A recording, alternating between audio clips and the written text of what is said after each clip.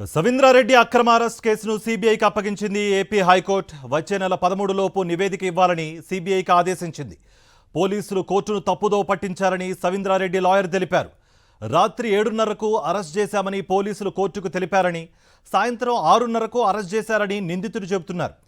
Confession రిపోర్ట్లో రాత్రి 7:30కు arrest చేసినట్లుగా రాశారని, రిమాండ్ రిపోర్ట్లో రాత్రి 8:30కు అరెస్ట్ చేసినట్లు రాశారని తెలిపారు.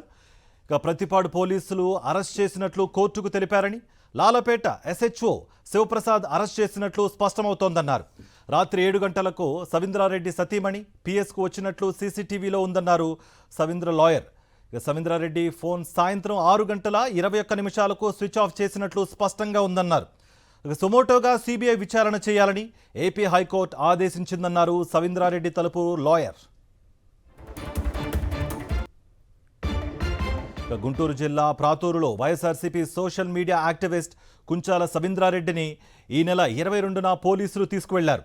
తన కుటుంబంతో కలిసి కారులో వెళుతుండగా అడ్డగించిన కొందరు తాడేపల్లి పోలీసులు అంటూ బలవంతంగా లాక్కువెళ్లారు.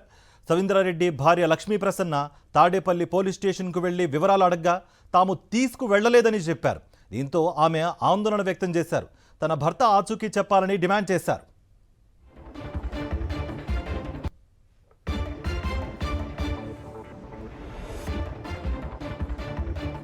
ఇదే అంశానికి సంబంధించి మరింత సమాచారం మా ప్రతినిధి అశోక్ అందిస్తారు. Ashok, social media activist Savinder Reddy అక్రమ అరెస్ట్ కేసులో హైకోర్టు సంచలనాత్మకమైన ఆదేశాలు జారీ చేసింది. ఖచ్చితంగా ఈ కేసును సిబిఐకి విచారించాలని కూడా ఆదేశాలు జారీ చేసింది. మనతో వైఎస్ఆర్ కాంగ్రెస్ పార్టీ రాష్ట్ర లీగల్ సెల్ అధ్యక్షులు ఉన్నారు మనోహర్ రెడ్డి గారు. ఎలా చూస్తారు సార్ దీన్ని?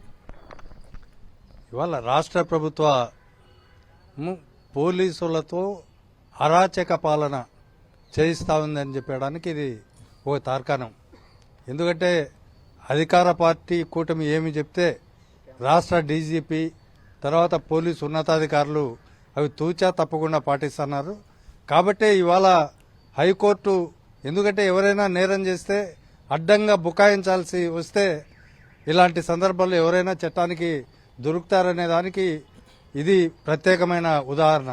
ఎందుకంటే తారక్ ప్రతాప్ రెడ్డి ఓ మధ్యతరగతి కుటుంబానికి సంబంధించిన వాడు, సోషల్ మీడియాలో యాక్టివ్గా ఉంటాడు.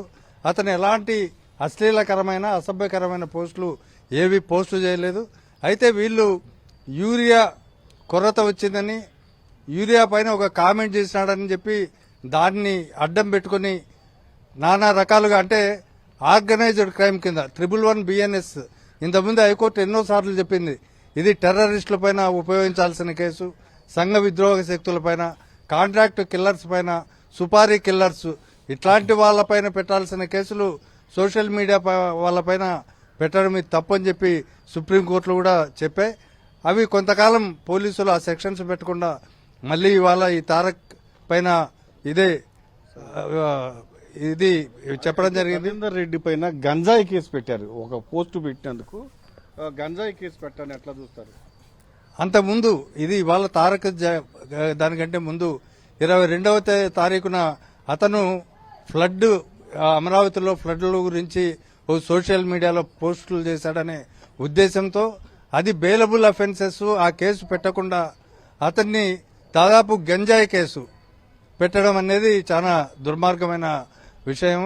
ఎందుకంటే అతన్ని షుగర్ కెన్ జ్యూస్ ఒక షాప్ పెట్టుకుని అతని భార్య జీవనం సాగిస్తున్నటువంటి పరిస్థితుల్లో అతన్ని 6:30 గంటలకి అతన్ని లాలాపేట పోలీస్ స్టేషన్ పోలీసు వాళ్ళు సిఐ ఆధ్వర్యంలో, తర్వాత శివప్రసాద్ సిఐ పేరు కూడా, అతను 4 కానిస్టేబుల్స్ వచ్చి ఇల్లీగల్ గా తాడేపల్లిలో డీటైన్ చేసి లాలాపేట పోలీస్ స్టేషన్లో నిర్బంధించడం జరిగింది.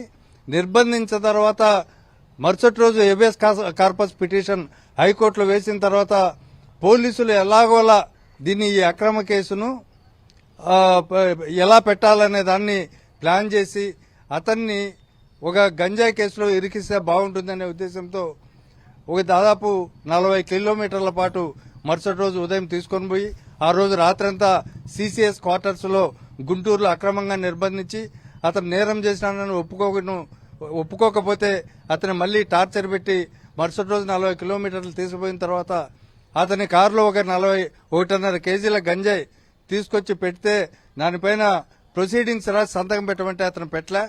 దానివల్ల 3:30 గంటలకి కోర్టులో ప్రొడ్యూస్ చేయడం జరిగింది. అయితే అదే సందర్భంలో 4 గంటల 10 నిమిషాలకి అక్కడ హైకోర్టులో హెబియస్ కార్పస్ పైన పిటిషన్ పైన విచారణ జరుగుతున్న సందర్భంగా ప్రభుత్వ న్యాయవాది స్పష్టంగా కోర్టుకు చెప్పాడు, మా అదుపులో లేడు, సవేందర్ రెడ్డి అనే వ్యక్తి మా అదుపులో లేడని చెప్పారు. ఎక్కడ ఉన్నా సరే రేపు ప్రొడ్యూస్ చేయండి అని కోర్టు అడిగితే బహుశా ఏదైనా వేరే కేసులో అరెస్టు చేసి ఉంటే ఏదైనా పోలీస్ స్టేషన్లలో ఆ తత్సంబంధిత కోర్టులో హాజరుపరుస్తారని ప్రభుత్వ న్యాయవాది చెప్పినప్పుడు కోర్టు చాలా సీరియస్ అయింది. నథింగ్ డూయింగ్, మీరు ఇక్కడ ప్రొడ్యూస్ చేయండి హైకోర్టులో అని చెప్పిన తర్వాత ఇదంతా పోలీసులు తెలిసినప్పటికీ చట్టం పట్ల కోర్టు పట్ల అవమానకరమైన రీతిలో ఏమాత్రం గౌరవం లేకుండా మరో తప్పుడు కేసు అప్పటికే పోలీసు దగ్గర ఉన్నాడు, కోర్టుకు తీసుకొచ్చారనే విషయం తెలిసినప్పటికీ కూడా ప్రభుత్వ న్యాయవాదితో కూడా పోలీసు తప్పులు సాక్ష్యం అక్కడ తప్పుడు ఇవి చెప్పించారు.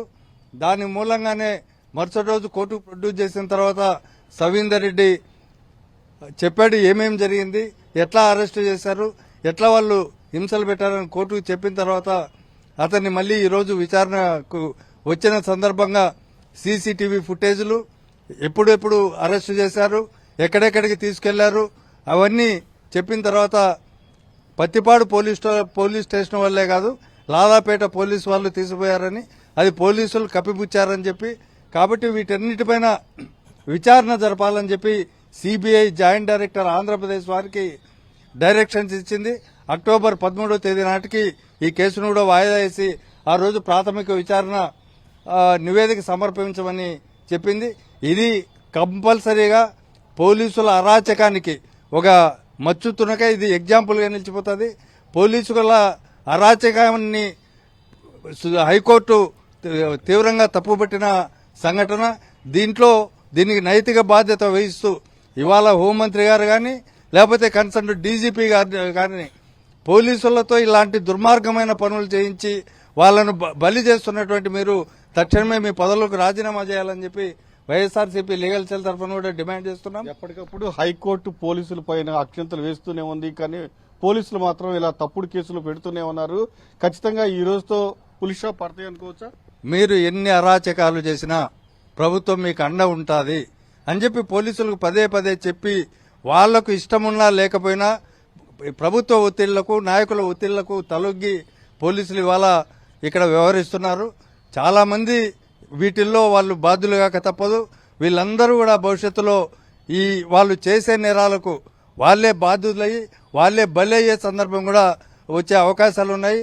కాబట్టి చట్టం ప్రకారం న్యాయం ప్రకారం ఎప్పుడైనా రాజకీయ నాయకుల అడుగులకు మడుగులు ఒత్తకుండా వాళ్ళ మాట వినకుండా చట్ట ప్రకారం వాళ్ళు వ్యవహరిస్తే పోలీస్ డిపార్ట్మెంట్ మంచిదనేది మేము భావిస్తున్నాం. ఖచ్చితంగా ఈ కేసులో పోలీసులు అక్రమ కేసు పెట్టి అక్రమ అరెస్టు చేసి దొరికిపోయారా? ఖచ్చితంగానే చెప్పొచ్చు. ఎందుకంటే పదే 3 రోజులు కోర్టు విచారించిన తర్వాత అసలు అతన్ని అరెస్టు చేసిన మేము అరెస్టు చేయలేదనే కోర్టుకు చెప్పారు.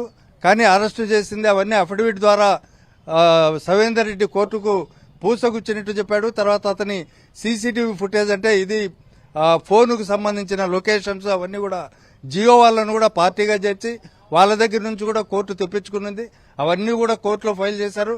కాబట్టి ఇవన్నీ చూసిన తర్వాత కోర్టు నిర్ధారణకు వచ్చింది ఈ కేసులో ఏదో జరిగింది, ఈ కేసు నమ్మశక్యంగా లేదు. కాబట్టి దీనిపైన సెంట్రల్ ఇన్వెస్టిగేషన్ అంటే సిబిఐ వాళ్ళు విచారణ జరిగి ప్రాథమిక నివేదిక సమర్పించాలని చెప్పి అక్టోబర్ 13కు వాయిదా వేయడం జరిగింది. ఖచ్చితంగా పోలీసులు సవేందర్ రెడ్డి కేసులో అడ్డంగా దొరికిపోయారు, అక్రమ కేసు బనాయించారు. ఖచ్చితంగా సిబిఐ విచారణలో ఇవన్నీ బయటకు వస్తాయని కూడా మనోహర్ రెడ్డి చెప్తూ ఉన్నారు. రైట్ అశోక్.